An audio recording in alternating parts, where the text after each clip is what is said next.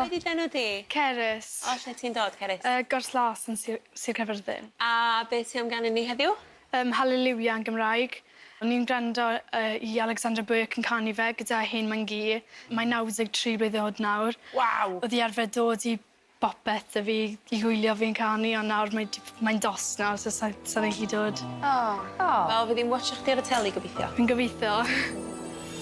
Mae'r nos yn ddi, mae'r nos yn hir, ond mae'n rai sy'n gweld y gwir yn gwybod fod y neges mwy na geiriau.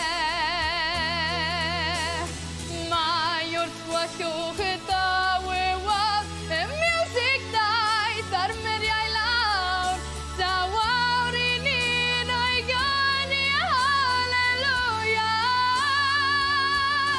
Halleluia, halleluia.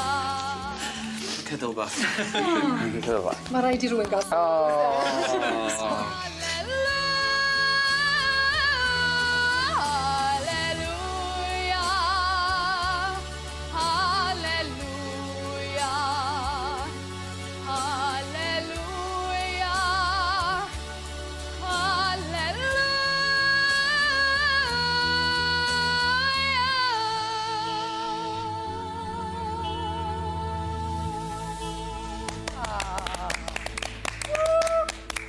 Halleluia.